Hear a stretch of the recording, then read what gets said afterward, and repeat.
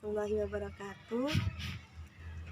Nama saya Rizka Belita, NIM 19930449199, Prodi PAI, semester 6, kelas B. Di sini saya akan menerangkan membangun kultur masyarakat sekolah. Nah, pembangunan dapat diartikan sebagai proses menata dan mengembangkan pranata dalam masyarakat yang di dalam pranata tersebut berisi nilai-nilai dan norma-norma untuk mengatur dan memberi pedoman bagi eksistensi tindakan masyarakat. Lingkungan sekolah merupakan salah satu agen sosial yang merepresentasikan lingkungan masyarakat secara keseluruhan, harus dapat menjalankan fungsi dengan baik dalam melakukan proses pendidikan dan pembelajaran. Nah, sehingga sekolah dapat memelihara nilai dan norma masyarakat yang positif dan baik. Hal ini logis dengan perkembangan saat ini. Setiap kegiatan dari pembangunan akan menuntut dan mengadopsi berbagai kondisi kemapan yang telah diciptakan oleh masyarakat yang dinamis. Nah, ini sekarang kultur adalah bentuk kata benda yang memiliki makna kebudayaan. Nah, kebudayaan adalah kata benda yang memiliki makna hasil pembuatan dan penciptaan batin akal budi manusia, seperti kepercayaan bahwa kesenian, adat, dan istiadat. Hakikat membangun kultur masyarakat sekolah. Nah, itu sama dengan pendidikan. Di sini pendidikan tidak akan punya arti bila manusia tidak ada di dalamnya.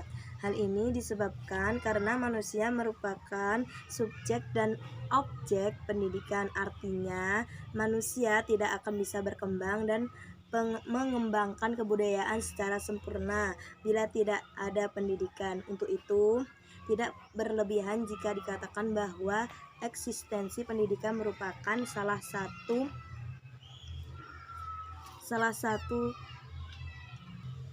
syarat yang mendasar dalam merumuskan dan pengekalan kebudayaan manusia. Di sini fungsi pendidikan berupaya menyesuaikan atau mengharmonisasikan kebudayaan lama dengan kebudayaan baru secara proporsional dan dinamis. Nah, di sini ada masyarakat.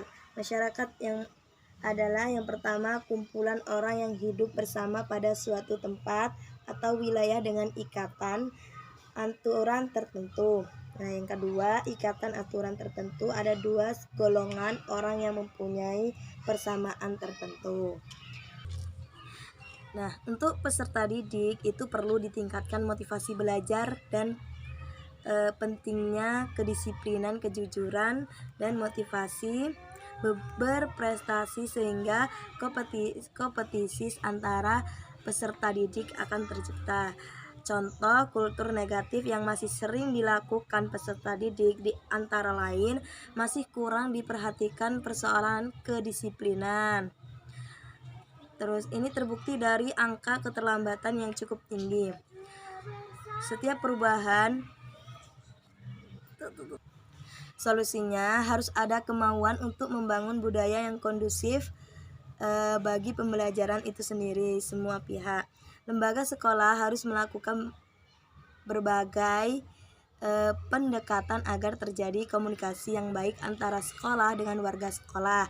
Pendekatan yang dilakukan bisa massal maupun personal. Namun, agaknya kecenderungan yang lebih efektif adalah pendekatan personal.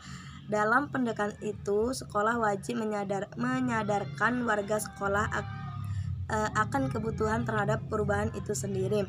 Nah, dilakukan sosialisasi, pelatihan, dan sebagainya. Di samping juga peraturan yang sudah dibuat melalui konsensus itu mesti ditegakkan.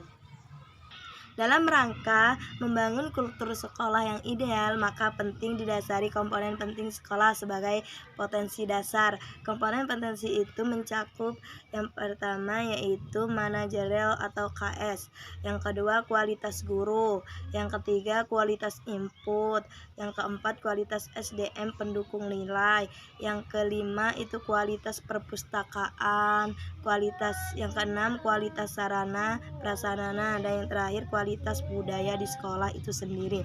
Nah, oleh karena itu penting dipertimbangkan upaya-upaya konkret dalam menumbuhkan kultur sekolah yang berkualitas. Nah, di sini ada 3 pandangan tentang kebudayaan yang berimplikasi terhadap konsep pendidikannya. Yang pertama yaitu pandangan superorganik, yaitu sebuah kenyataan yang berada di atas, di luar individu-individu yang menjadi pendukung kebudayaannya. Yang kedua, pandangan konseptualis, yaitu kebudayaan tidak memiliki realita yang bersifat ontologis.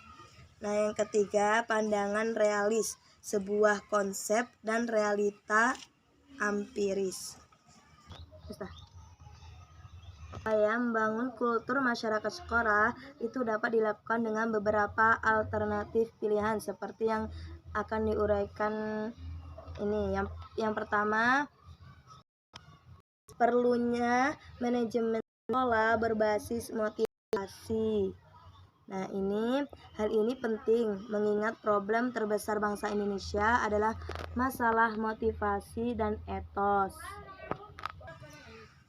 Nah, yang kedua, perlu manajemen sekolah itu berbasis komunikasi. Yaitu manajemen ini menekankan akan pentingnya kesadaran bahwa etos profesionalitas atau mutu itu sangat ditentukan oleh kualitas komunikasi. Semakin jernih komunikasi sekolah, dapat diprediksi kultur sekolah yang jernih pula. Sekolah dalam manajemen prasangka misalnya tidak akan terjadi karena channel komunikasi telah terfasilitasi. Nah, yang ketiga, ini perlunya manajemen sekolah itu berbasis reward dan punishment, yaitu manajemennya ini nyaris tidak pernah tersentuh oleh sekolah.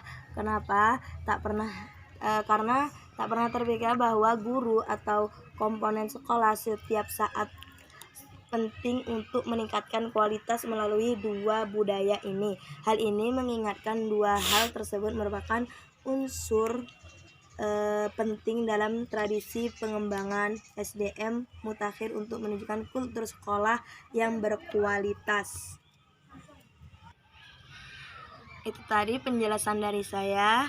Semoga bermanfaat. Saya akhiri. Wassalamualaikum warahmatullahi wabarakatuh.